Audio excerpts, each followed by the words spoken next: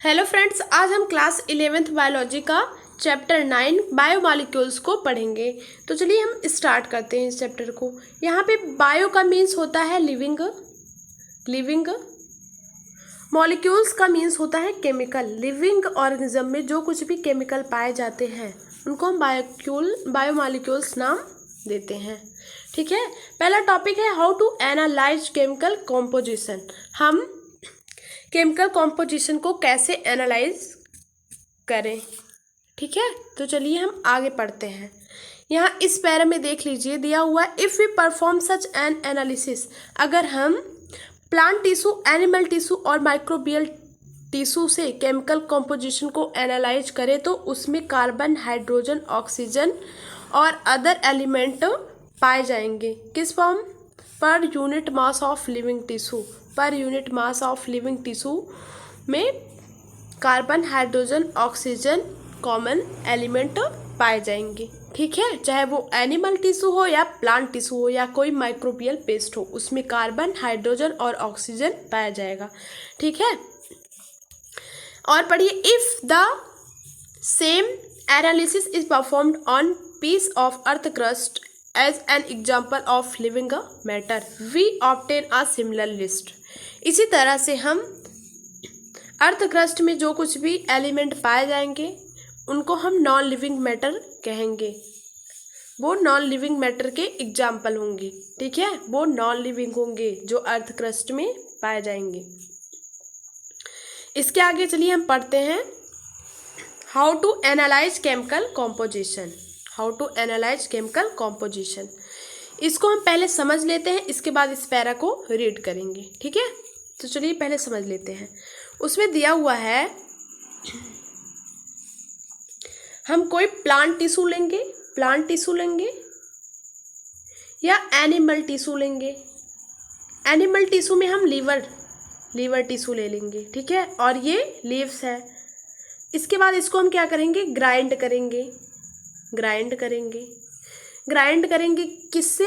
Mortar and pastel से।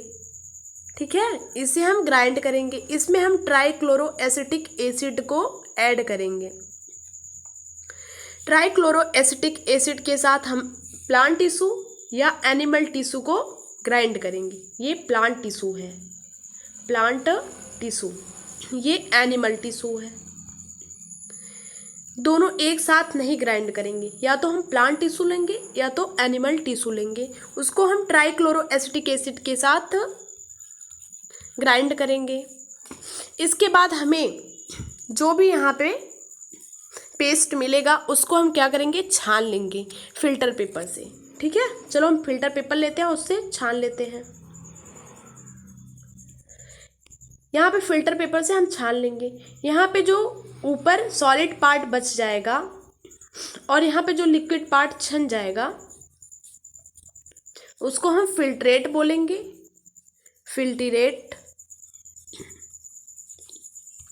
और जो यहाँ सॉलिड पार्ट जो बचा रहेगा उसको हम रिटेंटेट बोलेंगे, रिटेंटेट। ठीक है, रिटेंटेट को हम एसिड इनसॉल्युबल बोलेंगे, एसिड इनसॉल्युबल, जो कि एसिड में घुलते नहीं हैं, एसिड इनसॉल्युबल।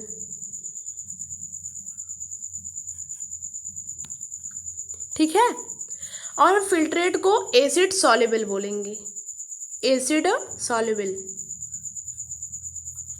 आपको समझ में आया? यहाँ पे हमने क्या किया, जो हमने ग्राइंड किया था उसको हमने यहाँ पे छान लिया। यहाँ पे जो सॉलिड पार्ट नहीं छना उसको हम रिटेंटेट बोलेंगे, जो कि एसिड इनसॉल्युबल होता है।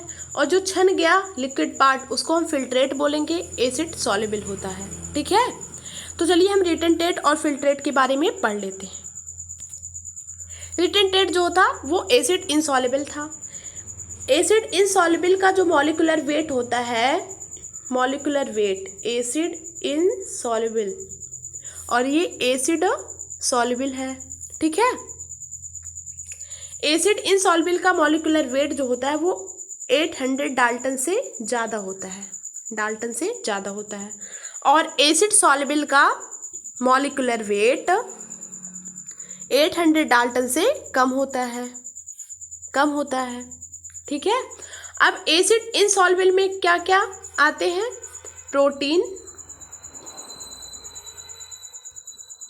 Protein, nucleic acid, polysaccharide, fat,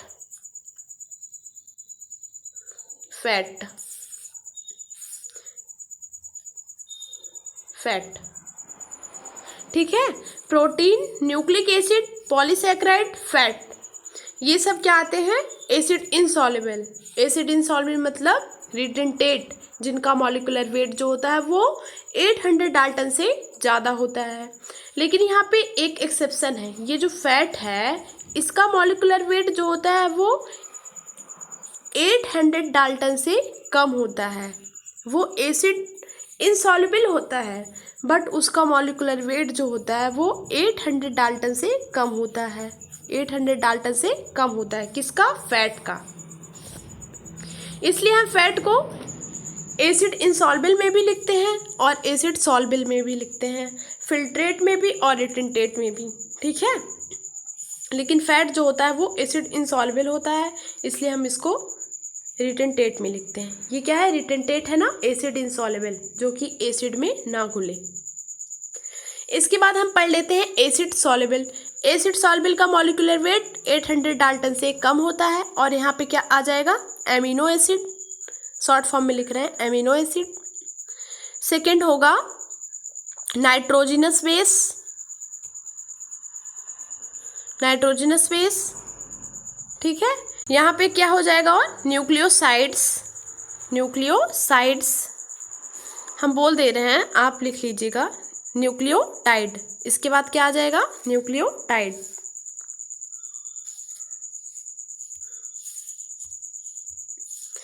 यहाँ पे क्या आ जाएगा? न्यूक्लियोसाइड्स और न्यूक्लियोटाइड। आयंस भी आ जाएंगे एसिड सॉल्युबल में। ठीक है। इसमें आपको समझ नहीं आ रहा होगा इसलिए हम एक बार बोल देते हैं। पहले हमने क्या किया? ग्राइंड किया। ग्राइंड करने के बाद जो हमें पेस्ट मिला उसको हमने छाना फिल्टर पेपर से। फिल्टर पेपर से छानने के बाद हमें जो सॉलिड पार्ट नहीं छना उसको हम रिटेंटेट बोले, एसिड इनसॉल्युबल होता है। इसके बाद जो पार्ट लिक्विड था वो छन गया, उसको हम एसिड सॉल्युबल बोले, जिनका मॉलिक्यूलर वेट 800 डाल्टन से कम होता है। ठीक है।